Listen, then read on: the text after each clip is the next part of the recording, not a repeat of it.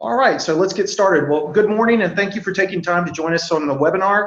I'm Chris Crothers and I'm joined by my colleagues, President Sherry McGill and Senior Program Officer Katie Ensign, and we're with the Jesse Ball DuPont Fund in Jacksonville, Florida. Today we're going to hear from Merrill Gregg with the Texas Parks and Wildlife Foundation in Dallas, Texas, and Justin Ehrenworth with the Water Institute in Baton Rouge, Louisiana. And we're going to learn about a collaborative effort to address the restoration of the Gulf of Mexico, our U.S. coastal ecosystems and local economies after the Deepwater Horizon disaster in 2010. We all know that this was the largest marine oil spill in history and has affected every state in the Gulf. So we learned about, the Jesse Ball DuPont Fund really learned about the Texas pilot that's the basis for this Gulf-wide effort that we'll hear about today at last year's Council on Foundations meeting. And we were intrigued by a few things. So first, the role and gaps that foundations and individual donors can fill during long-term recovery. Two, the collaborative and comprehensive approach of this effort. The disaster wasn't contained by state borders, so it makes sense that the solution would not be either. And then lastly, the innovative use of philanthropic tools beyond grants, because we know that grants are inadequate to meet the massive needs that follow disasters. So opening up our philanthropic toolbox is critical. So we hope you'll be as interested as we are, which prompted the Jesse Ball DuPont Fund to provide a $10,000 grant to support the further development of this Gulf-wide model and plan. But I also want to take a moment to thank our partners, without whom this webinar would not have been possible. So Jared Stribling from Alabama Giving, Bob McFalls from Florida Philanthropic Network, and Sammy Moon from Mississippi Association of Grantmakers, because this sort of regional learning and conversation is only possible by the existence of these statewide funders groups. And the Gulf states have three amazing leaders. So thank you, Jared, Bob, and Sammy. We reserved plenty of time at the end of the presentation for questions. So if you would, please hold your questions until the end. And when we do, there's a question and answer, a Q&A feature that we ask that you send your questions through. Please don't use the chat feature. If we could only just use the Q&A, we'd appreciate it. So now I think we're ready to turn the webinar over to Merrill Gregg and Justin Ehrenworth. Good morning, y'all. Good morning, Chris, and thank you so much. This is Merrill Gregg with Texas Parks and Wildlife Foundation. On behalf of Justin and myself, I just want to say how delighted we are to have this opportunity to address this group today, and to thank the Jesse Ball DuPont Fund and the other partners across the state for helping facilitate this and make this possible. We are really excited about the idea and what's come together so far, and look forward to hopefully partnering with some of you on this initiative going forward. So I'll quickly run through the agenda of the topics that we plan to cover today, and then we'll also reiterate what Chris said, is that we hope to leave at least 10 to 15 minutes at the end for any questions. So as we go through this presentation, please do keep in mind anything that you'd like further clarity on, and Justin and I both look forward to addressing those questions. So the first part of the presentation today will be an overview of our two organizations, Texas Parks and Wildlife Foundation and the Water Institute of the Gulf, and why we're here and what our roles are in the Deepwater Horizon oil spill recovery effort. Then we'll provide a brief overview of what happened with the oil spill and the funding buckets that are in place to try and mitigate the damage that happened from the spill, and why private philanthropy in Texas and we hope elsewhere can play such a critical role in maximizing this historic opportunity. And we'll talk a little bit about what Texas Parks and Wildlife Foundation has done here in Texas with other nonprofit and philanthropic partners that we hope could be leveraged across the entire Gulf in a really powerful manner. So we'll end with really what the opportunity is here today, and why we're addressing you is, our concept and idea for a Gulf-wide conservation and restoration fund that can represent interest from across the Gulf and harness the power of philanthropy to try and complete some really transformational Gulf of Mexico-wide projects through the end of the settlement, and we hope far beyond that. So to begin, to provide some context on Texas Parks and Wildlife Foundation, we are the official nonprofit partner of the Texas Parks and Wildlife Department, which is the state natural resource agency in Texas. And the agency is a combination of agencies that sometimes exist separately in other states. So in Texas, the agency is responsible for natural resources, so what is typically called fish and game in other states, as well as our state park system. State-held public lands equal about 1.3 million acres in the state of Texas. So it's a really big organization. And we were founded 25 years ago with the understanding that there were certain types of transformational projects that weren't going to be possible solely relying on funding from the Texas State Legislature, and that there was a real role that private citizens, either individuals or corporations in Texas or foundations in Texas, could play in helping to do really strategic projects on behalf of the department. And so, that typically looks like land conservation, so purchasing pieces of property that might be under threat, doing habitat restoration work, doing research on wildlife and safeguarding, providing outdoor recreation access for Texans, and lastly, providing additional support for our law enforcement division called the Texas Game Wardens. And in order to do all of this, partnerships are absolutely critical because we help raise the funding, but ultimately work with other partners across the state to actually implement, in many cases, the on-the-ground conservation work. And so for the past 25 years, the Parks and Wildlife Foundation has really emerged as a leading figure in the state to try and do good conservation, but always hand in hand with our philanthropic and nonprofit partners. So ultimately, this led us to playing the role that we've ultimately played with regard to Deepwater Horizon, which was, we interfaced with private philanthropy, and, following the spill, there was a real urge for philanthropy to try and make a difference. But because the funding streams are so complex and the process seemed to take so long to get going, there was kind of confusion among the private philanthropy community about how they could really help. And so the Parks and Wildlife Foundation came together and essentially created two models for how private philanthropy could contribute to the restoration process ongoing in the Gulf. And ultimately, which we'll talk about later, we've formed a interim financing loan fund, which we're excited to talk about today. And with that, I'll turn it over to Justin Aaronworth at the Water Institute to talk more about their role and their background in Gulf restoration. Well, thank you very much, Meryl, and thank you everyone for joining and for our hosts in convening. I'm delighted to tell you a little bit about the Water Institute, and then I'll tell you a bit about my perspective from previous work working Gulf-wide across all 5 states.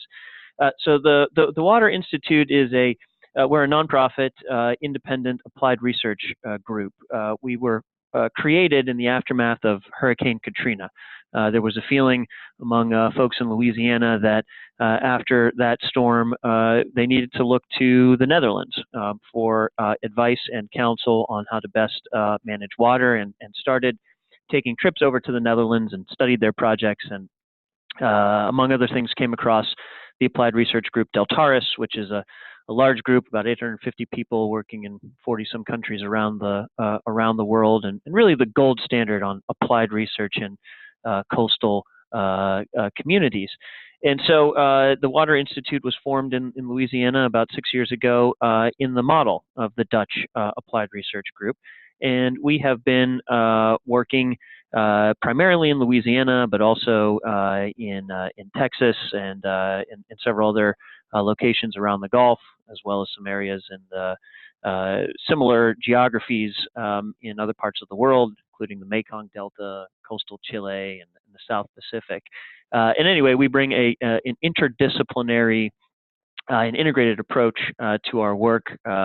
We have ecosystem-based valuation that comes through the combination of our physical and natural scientific teams, as well as we have what we call our human dimensions team, that focuses on how ecosystem projects apply to people. And so we have a really renewed focus and partnership with the Rockefeller Foundation's 100 Resilient Cities program on adaptation and resilience. So that's a little bit about the Institute.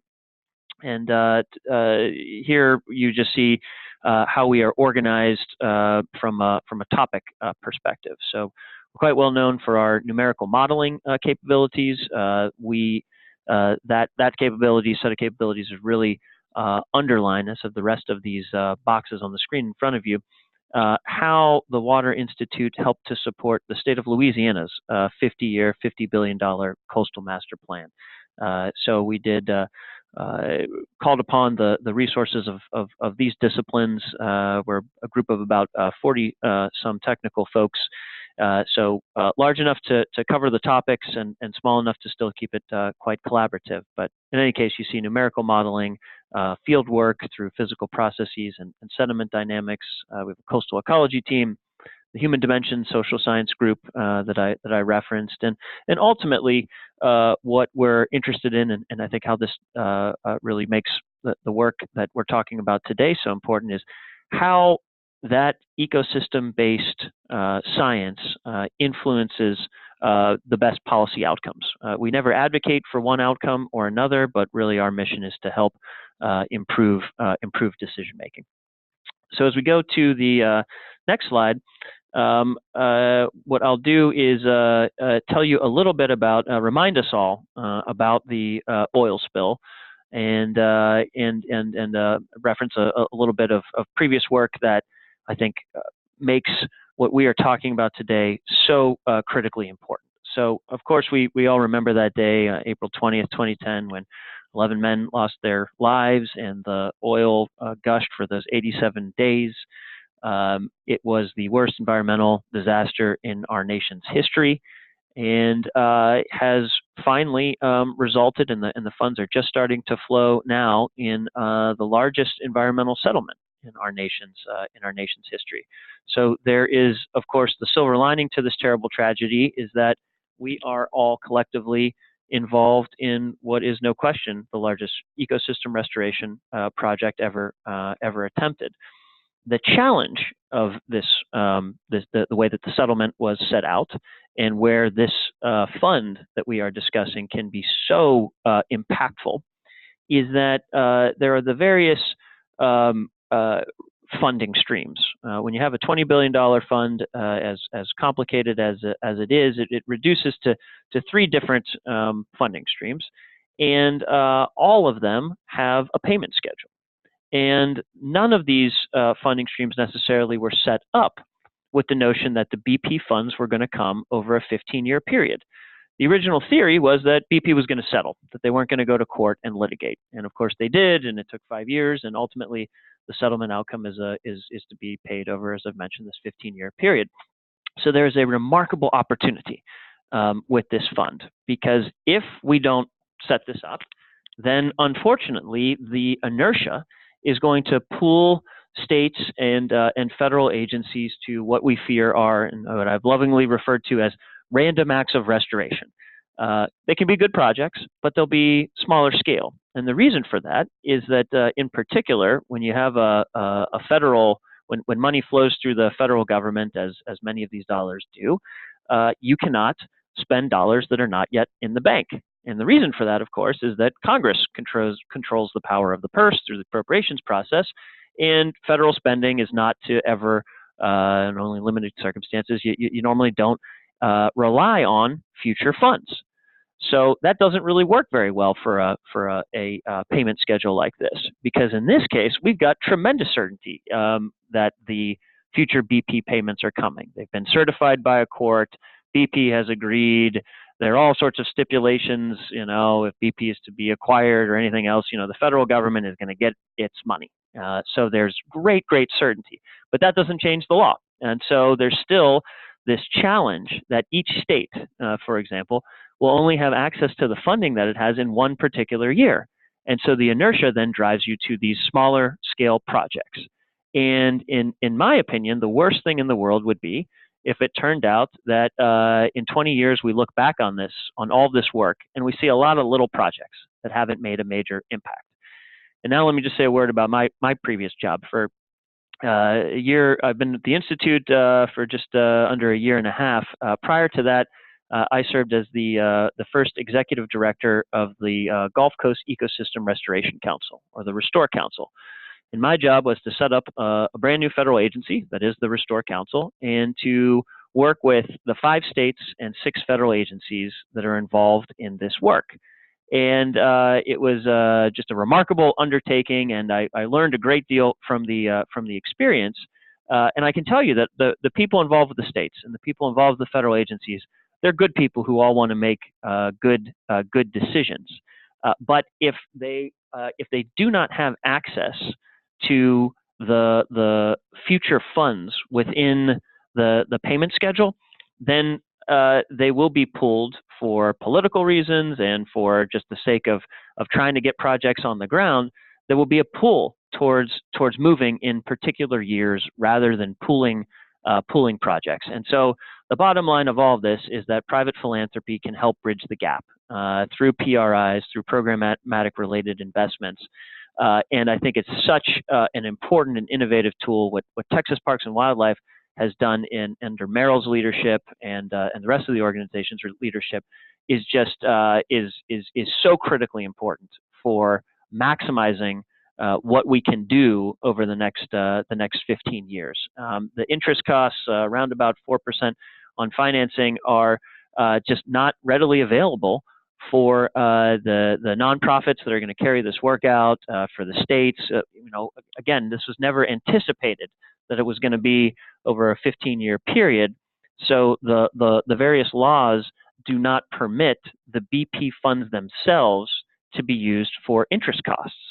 So we're in a box, again, that this fund can really help us get out of. So I don't want to exaggerate, but I really think that this can be one of the most important tools in nudging all of the players involved, and there are many, towards outcomes that we really want to see from the macro level perspective.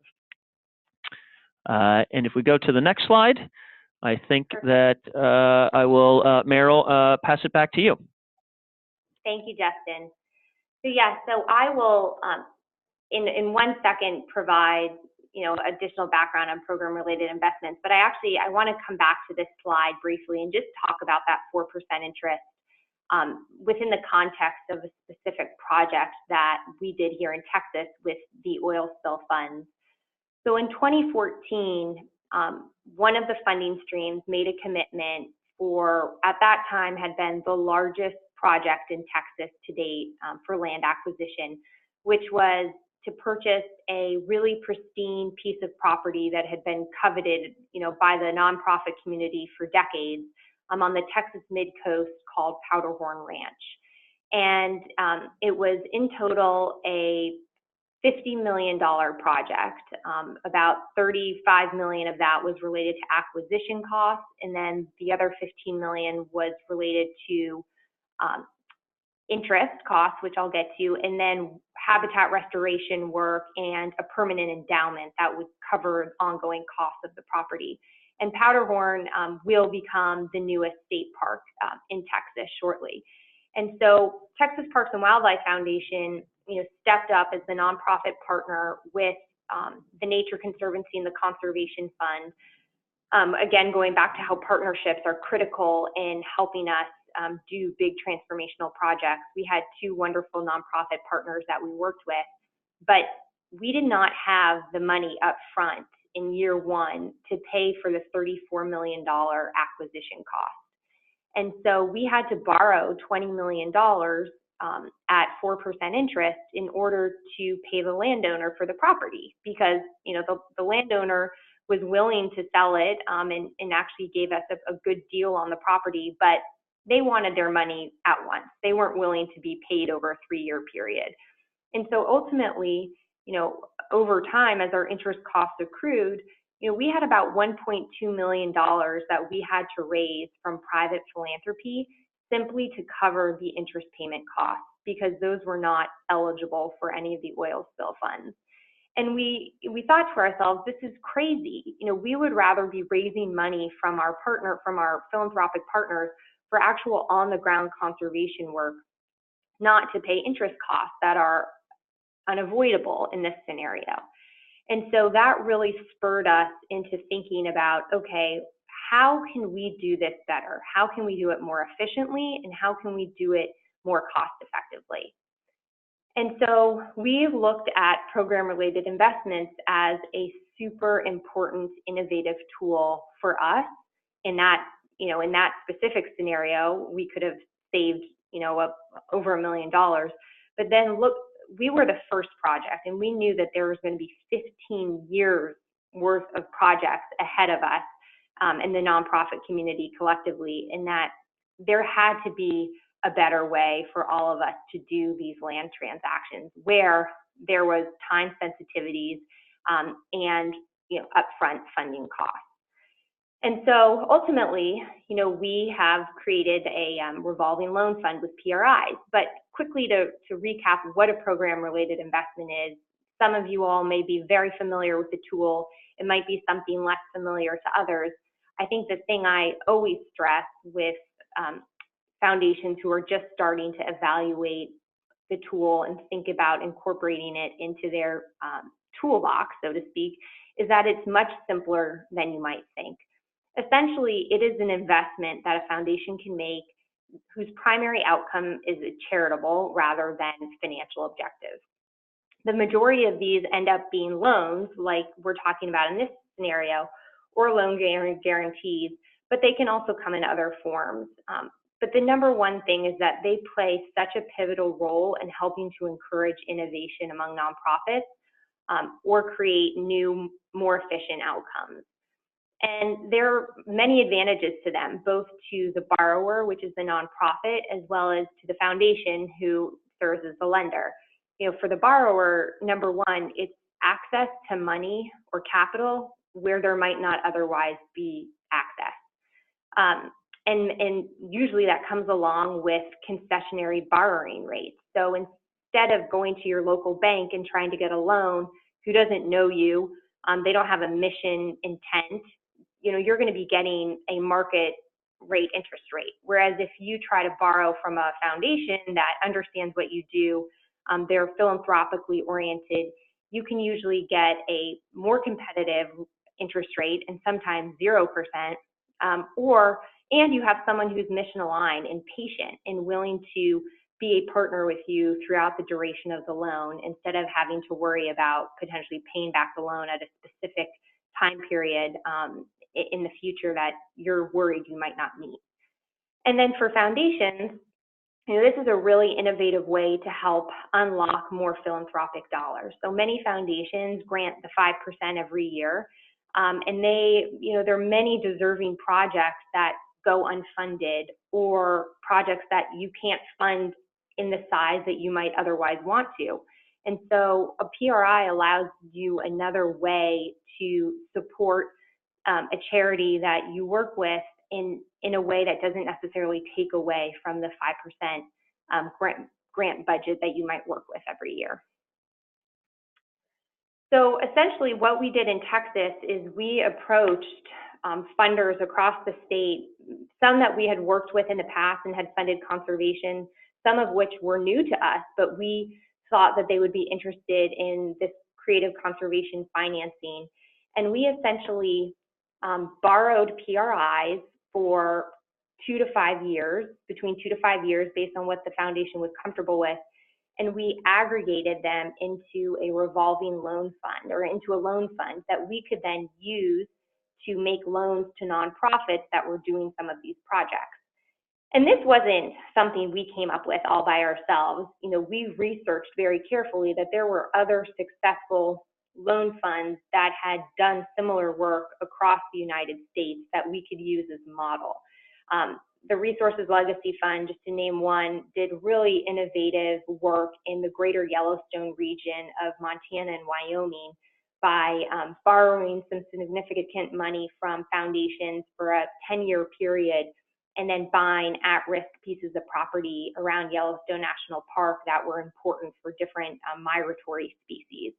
And so we spent time talking to each of these groups and really understood how their model worked and how we could apply it in Texas. And ultimately, there were some very clear benefits for us doing this.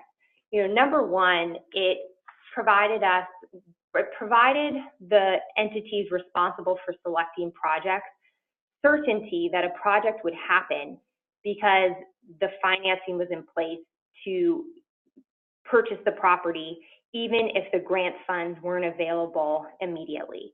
And so that's something really important that we experience here in Texas, and other Gulf states are experiencing as well, is the timing for submitting a project, being evaluated, getting approved, to actually having funds in hand is much, much longer than anyone initially anticipated. And even when you get approval as a nonprofit that your project is going to get funding, it can be at a minimum 6 months, but sometimes a year before you ultimately have those funds in hand. In many cases, there are projects that are time sensitive because you're having to purchase property from a landowner, or it's a critical restoration project. And that timing can be make or break for certain projects. And so this was something that was really welcomed by the trustees, is who they're called, which are the government agencies responsible for dispersing the money, because they knew that there was at least a backstop if something became at risk and they couldn't necessarily get the funding to the nonprofit, that there was someone who could step in and try to help them. And then it also allowed a really innovative, creative way for funders to participate in something larger than what they could do on their own. So the fact that we could aggregate individual PRIs, some of which were as small as $250,000, others were multiple millions of dollars, but we could pool them together in a commingled loan fund, that the power of everyone was much better than the power of one. And so you as a foundation could participate in a project along with several other funders where your individual loan wouldn't have necessarily been enough to do the deal on its own.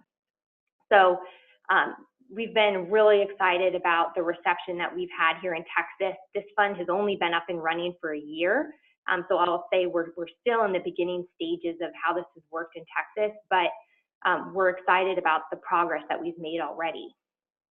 This is just one example of a project that did have the benefit of using some interim financing from the loan fund.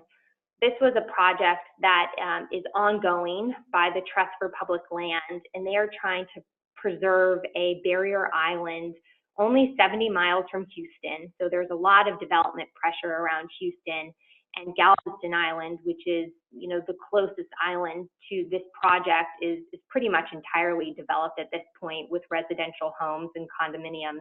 But for some reason, Fallis Island has remained undeveloped at this point. But many of the pieces of property on the island have been owned by the same families for years, and they've started to get calls from developers and real estate agents about subdividing them. And it's really important habitat for oysters and particularly for migratory birds. And so there is 400 acres here that is already under conservation, and ultimately the goal is to increase the whole area to 2,000 acres. And last year, an owner of a piece of property directly next door to the existing conserved area decided to subdivide the property into 10 different home sites. And this would have had a terrible impact on the broader conservation effort, because the Trust for Public Land had successfully secured some of the parcels farther down the beach, but this parcel was still outstanding. And so if it had been subdivided, it really would have had a disastrous impact on the whole effort. And so we were able to step in and provide a 0% loan to the Trust for Public Land, and they went and purchased the property. And they knew that they had an award commitment coming to them, but it wasn't going to be available for 6 to 9 months in the future. And so they purchased the property, they saved it from development, and ultimately we were repaid earlier this year. And we look at that outcome as fantastic because there was really two things that happened. Number one, we prevented the Trust for Public Land from having to go out and borrow money at 4% plus interest and go through the whole process of trying to negotiate with lenders. But two, we essentially saved a broader conservation effort from having a very different outcome. So, the small fund we've put together in Texas, we were lucky to have been nominated for a Conservation Innovation Grant, which is a grant program that's run by the Department of Agriculture. And this is important because the Restore Council that Justin was the executive director on for many years, they have a federal agency chair, which rotates. And at the time, the chair of the Restore Council was the Department of Agriculture. And so they realized this kind of small but growing effort that was gaining momentum in Texas was something that they would love to see applied across the Gulf. And there was a couple of reasons for that. One, they recognized the cost savings that was so valuable for nonprofits, rather than have every nonprofit be preoccupied with fundraising for interest costs, rather than doing on-the-ground conservation work. That was something that mattered to them. And then they also realized it was a critical way to accelerate or jumpstart projects that were going to be delayed.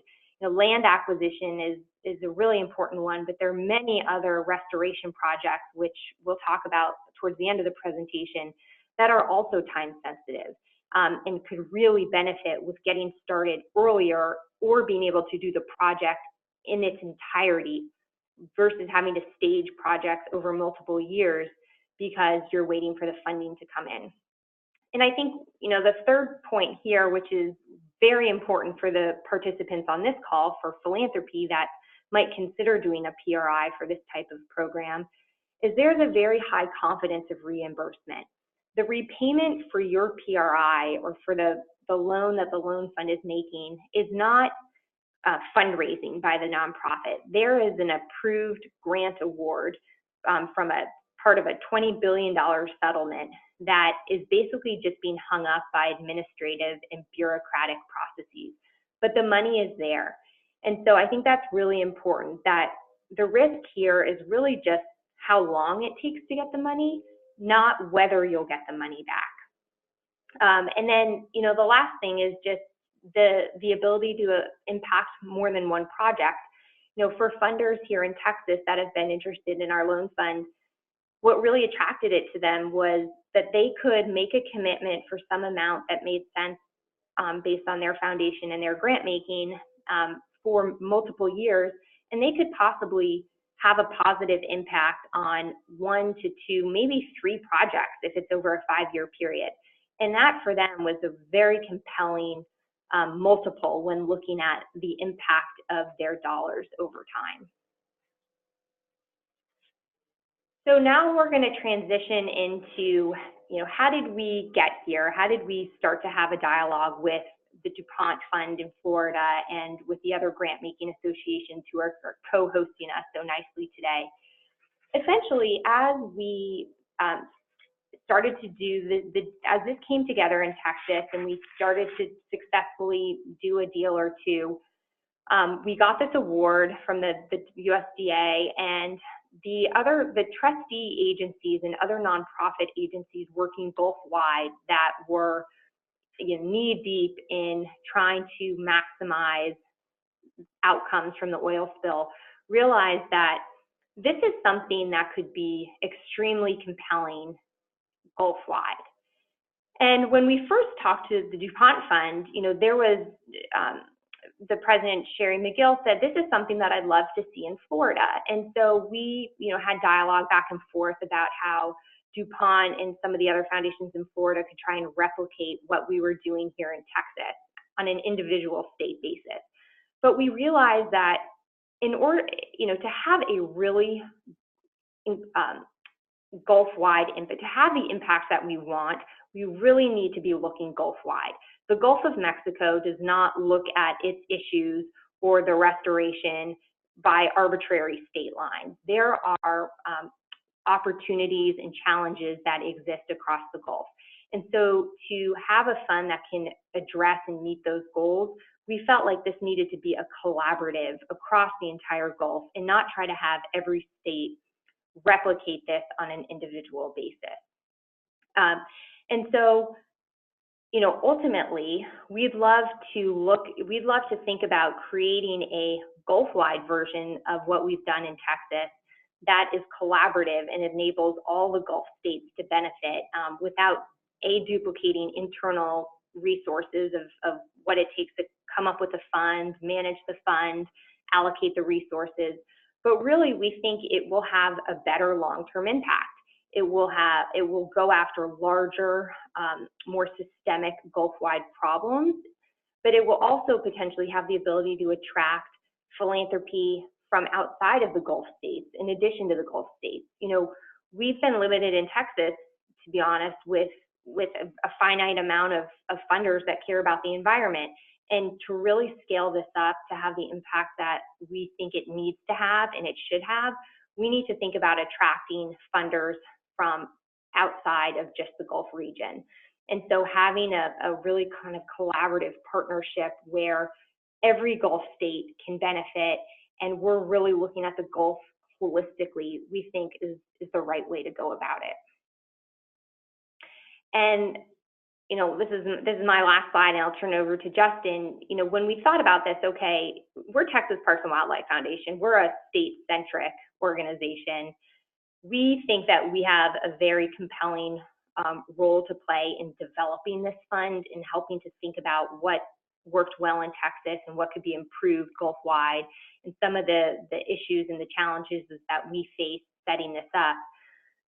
But we really needed to partner with a Gulf-wide institution to house the fund and manage it going forward. Because there is expertise that this will require, particularly from the environmental and ecological side, that we are not equipped to deal with. And so we were delighted when Justin left the Restore Council and took the reins at the Water Institute of the Gulf, because we think this is a best-in-class institution, obviously based smack in the middle of the Gulf and immersed in every possible issue facing coastal communities. But they're not just about Louisiana. They really take a international perspective with their partnership with Deltares, but also are working on issues across the Gulf and can apply their expertise to areas, you know, outside of just Louisiana. And I think their Human Dimensions team is also very compelling, because at the end of the day, all the ecological restoration that's happening in the Gulf has to work for the communities living, working, recreating, and depending on the Gulf for their livelihoods. And so having an institution that really understands that and can bring that perspective to us was something that we liked very much. So I will now turn it over to Justin to talk about what are some of the possible Gulf-wide projects that a larger fund could address. Because we've talked about a very specific example of land acquisition in Texas, but I think there are much broader projects or opportunities that a Gulf-wide fund is really set up to try and handle. Well, thank you, Marilyn.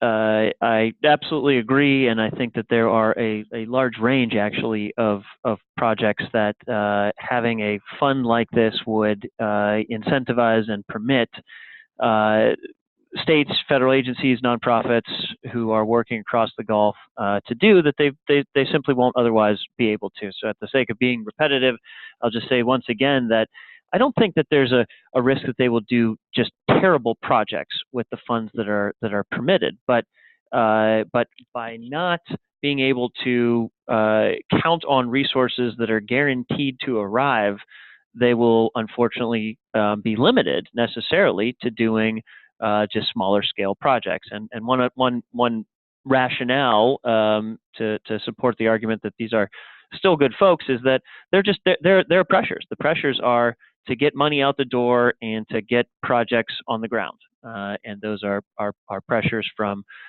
constituencies around the Gulf, and for good reason, because there's great need. But once again, if these are random acts of restoration, there still are acts of restoration, but they're not as large scale and as strategic as really we need them to be to make this remarkable opportunity live up to its potential. So I'll mention two examples. One is landscape scale coordination, and here this is really a notion to directly attack the fear of these random acts of restoration.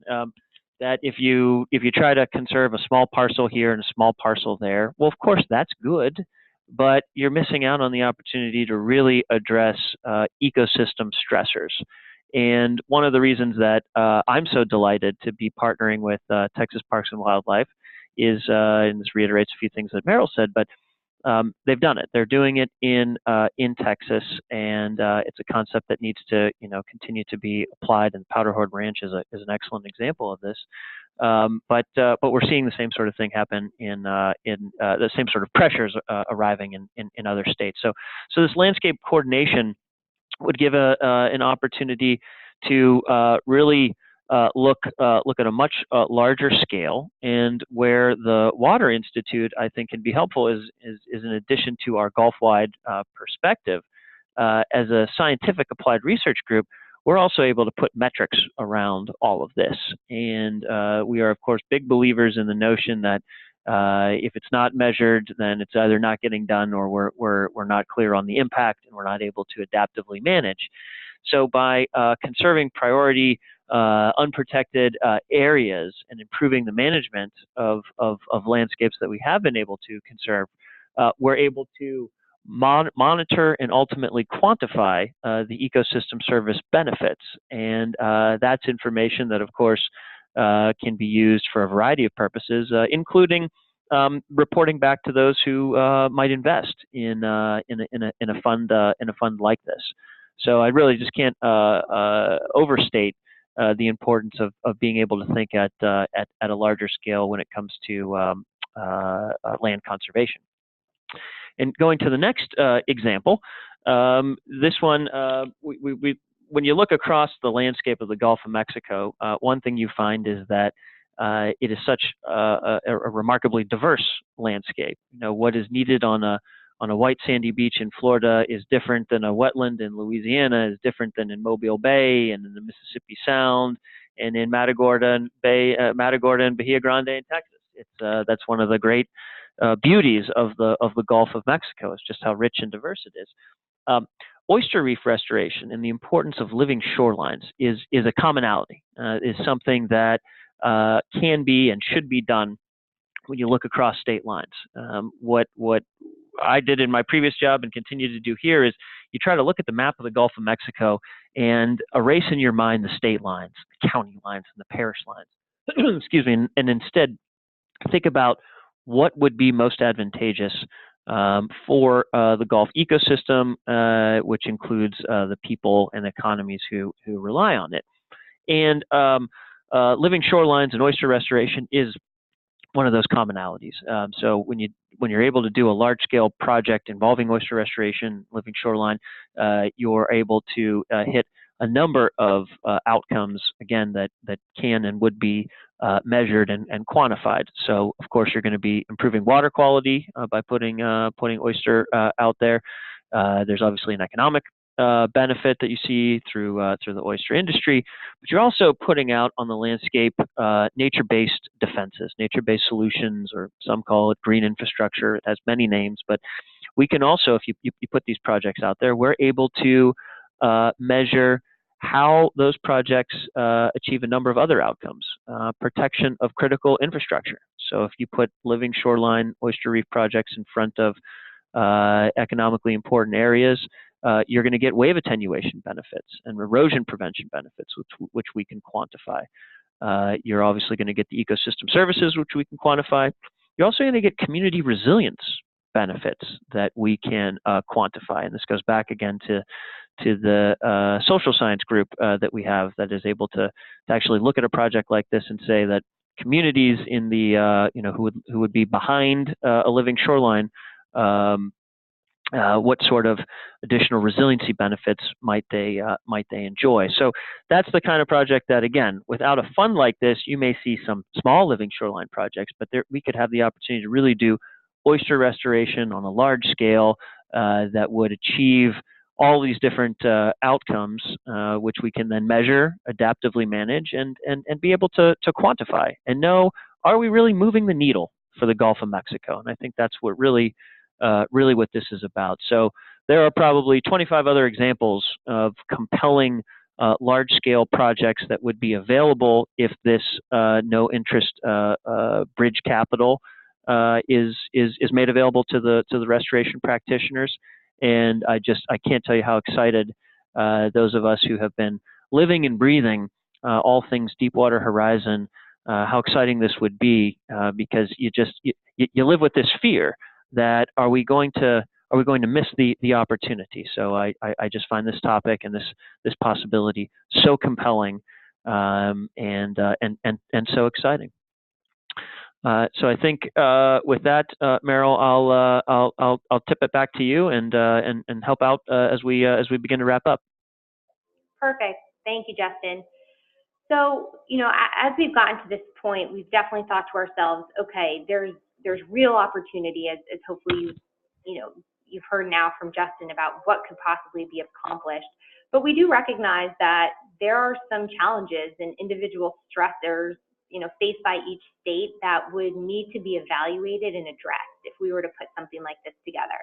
And just to name a few of them, the Deepwater Horizon funding is a very state-centric piece of legislation, which means that the states themselves retain a significant amount of control and autonomy over selecting projects and approving projects.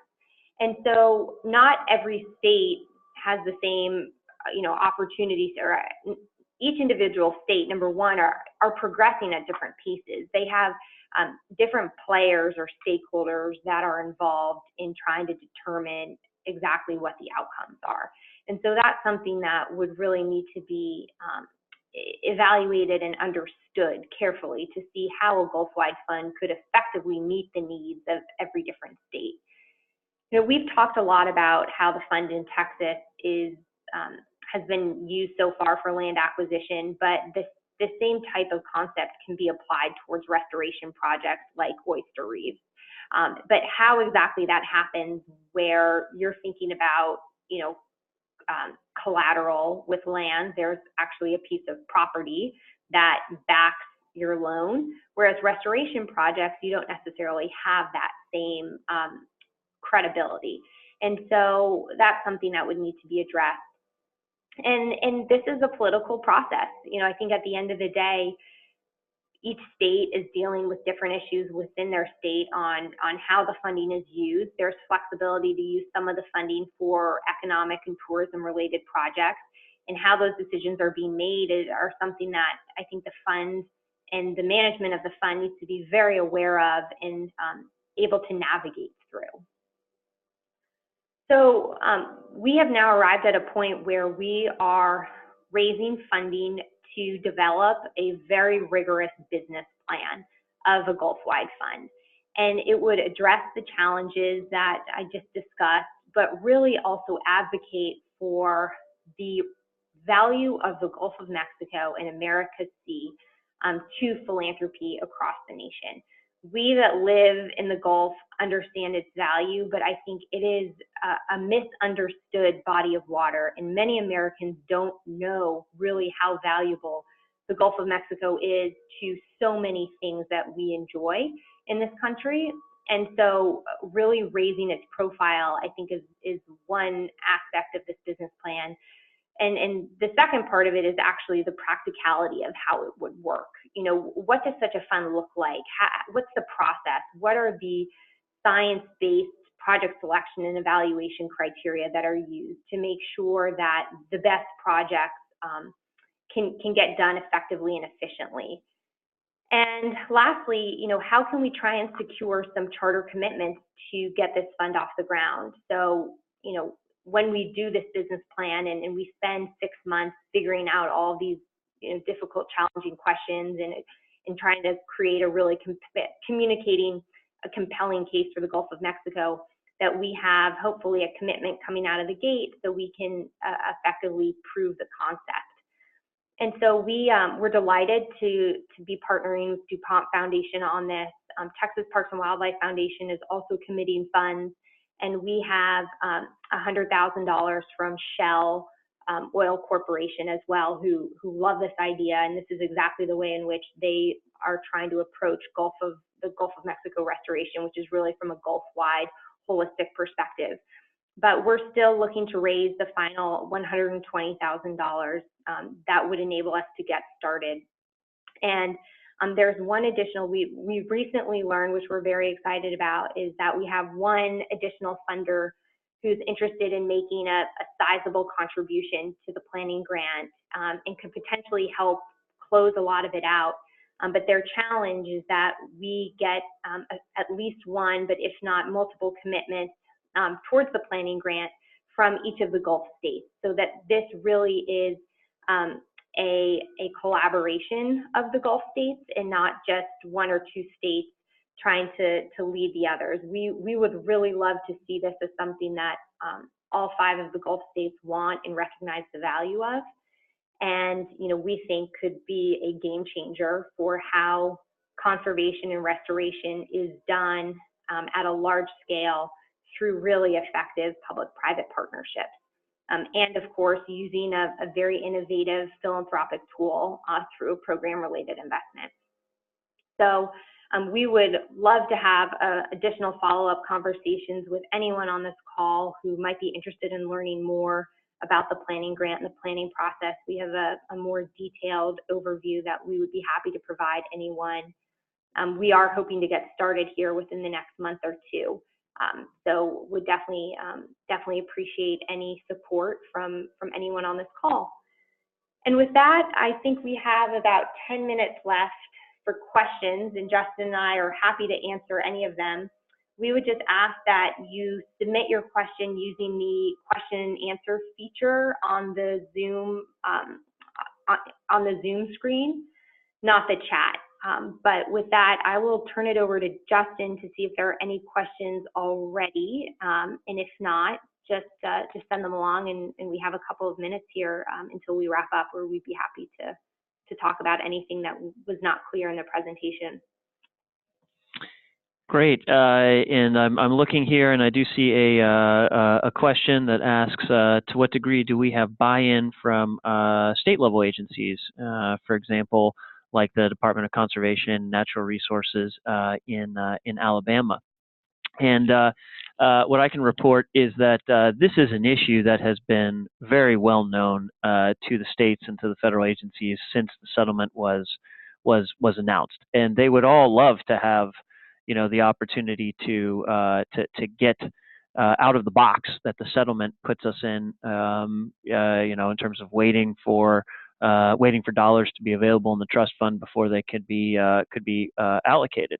So this concept has been out there for some time, but and I can say that there really is just there hasn't been a Gulf-wide solution to date, and so we've all been looking to the experience in Texas and the leadership of Texas Parks and Wildlife Foundation, and it's been proven. So I think that there's great interest among the state agencies. There's also great interest among the federal agencies and all the other partners in a solution. So that certainly doesn't mean that all the conversations are done and all questions are answered. In fact, that's very much what I think the opportunity to plan for this more would allow, is to be able to really get into the weeds. But to address the question, yes, we've certainly talked to all the relevant state agencies and federal agencies over the years about this challenge and possible solutions, and we hope to have the opportunity to really move forward with those discussions and take them to the next level. Perfect. Thanks, Justin. I would agree with you in its entirety. And I think we, as the business plan comes together, would be very excited to get the feedback as well from these state agencies about really the challenges that they face because again, each state's going to be different, but I think having these dialogues with them through the business plan process is going to illuminate how the potential fund could be structured to be most effective. Great. And next, there's another question that asks whether we might be able to connect interested folks with officials in respective states who are interested in discussing this. And the answer is absolutely. So I think on the screen right now, you see Meryl's email address. Meryl, sorry, with you, I'd suggest that anybody get in touch with you, and we are certainly connected with the state officials in all 5 of the Gulf states, and would be happy to facilitate those sorts of dialogue.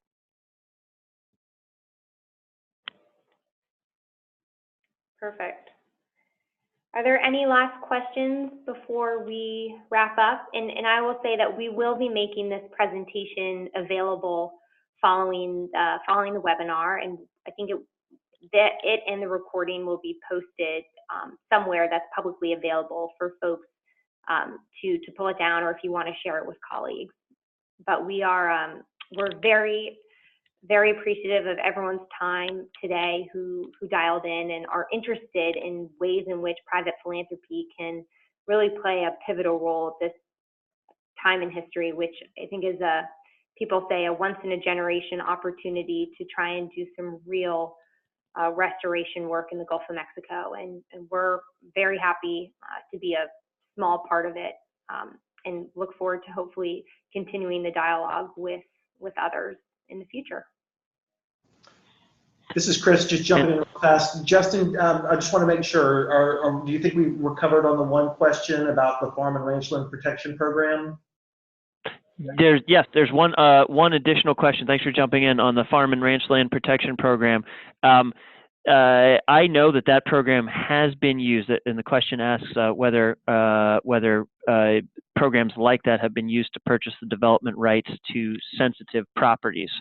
Meryl, do you have any insights that you'd like to offer on that question? Whether Texas Parks and Wildlife has used that particular program in the past? Yes, absolutely. I think particularly, yes, that's a great program here in Texas. I think the issue we face in Texas is just the actual money appropriated to the program is fairly small in comparison to the need. So the ability to actually tap into that for larger projects is limited. But yes, I think one of the real benefits of having this be state-centric is that each state can also try and augment oil spill funding with other potential sources of funding, so that they can spread out the oil spill money to as many projects as possible, and then basically supplement it with programs that might only apply to a certain type of project. So if you're talking about the purchase of a conservation easement, absolutely, there are opportunities to leverage the Farm and Ranch Lands Conservation Program in Texas with Deepwater Horizon funding to purchase a conservation easement or purchase the development rights for an important piece of property. And that's in the larger business plan, we actually, talking about the concept, leveraging other grant programs in addition to oil spill funds is a critical part of what the business plan is trying to evaluate, because even though there's this unprecedented amount of funding, it's not nearly enough to do the work that should be done. And so partnering with private philanthropy, A, but B, trying to understand where other federal funds can be pulled in is really important, and something that we plan to address in the business plan.